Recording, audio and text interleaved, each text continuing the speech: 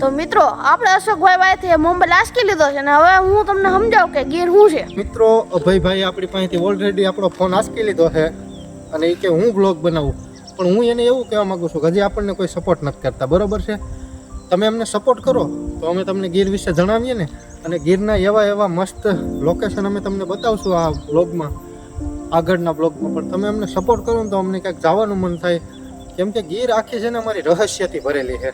ખાસ વાત પેલી એટલું બધું જોવા જેવા સ્થળ છે ને, ખાલી તમે અહીંયા ખાલી ખુલ્લી નેચરલ એટલી જગ્યા છે. અમારા ગામનું સ્થળ છે, ગામે અમારું નજીક છે. બતાવો તો ભાઈ જો આ અમારું ગામ છે, બરોબર, નાનું એવું ગામ છે, 20-25 મકાન છે અને બાજુમાં રેલવે ફાટક છે, જ્યાં અમે એટલી શાંતિ મળે છે.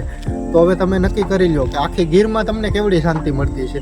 તો આ બધું તમારે જોવું હોય ને તો મારી ચેનલને સબસ્ક્રાઈબ કરી લો અને સપોર્ટ તો કરવાનો જ છે. તમારે લોકોને સપોર્ટ કરશો તો જ હું આગળ બ્લોગ બનાવી શકાય, કેમ કે તમારી સપોર્ટ અમને થોડુંક ધૈર્ય રહે કે અમે આગળ બ્લોગ બનાવીએ. તો બન્યા રહ્યો ફૂલ બ્લોગ ઉપર. હવે અશોકભાઈએ ઘણું બધું બોલી લીધું, હવે હું થોડુંક બોલું. નહીં, હું બોલું.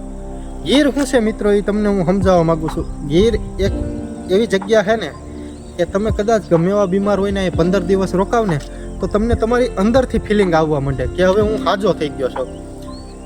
શેરની દવા એના કરતાં પણ અમારી ગીરની ખાલી હવા લઈ લો ને તો એ તમને કાફી પડી જાય. આ ગીર છે.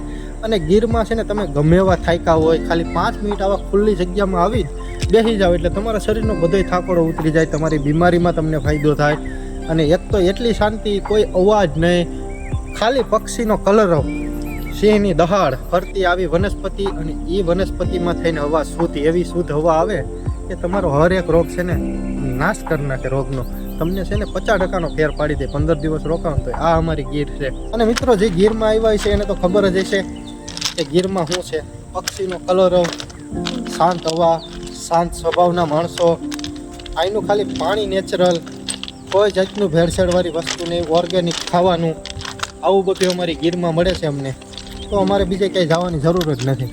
અને આગળ ટૂંક સમયમાં જ અમે તમને એવા બ્લોગ બતાવવાના છીએ. અત્યારે તો અમારી પાસે ફ્રી ટાઈમ નથી, અમે મજૂર છીએ, મજૂરી કરીએ છીએ. ટાઈમ મળે તો અહીંયા નાના બ્લોગ બનાવીએ છીએ. તમે અમને સપોર્ટ કરશો તો અમે આગળ જતા મોટા બ્લોગ બનાવશું અને એવા દ્રશ્ય બતાવશું કે તમે તમારા સપનામાં નહીં વિચાર્યું. આ અમારી ગીર છે મોટભાઈ, એટલે તમે અમને ખાલી સપોર્ટ કરજો. તો મિત્રો ટૂંક સમયમાં આપણા આખા ગ્રુપના મેમ્બર આવી જવાના છે. જેમ કે રોહિતભાઈ છે, બીજા રોહિતભાઈ છે, હિરેનભાઈ છે અને અભયભાઈ. હું તો ઓલરેડી થઈ જ, કેમ કે ઓમ છે ને હું વધારે ભાગે કામ ઉપર હોય, આપણે મજૂર છીએ એટલે કામ કરવા જવું જ પડે.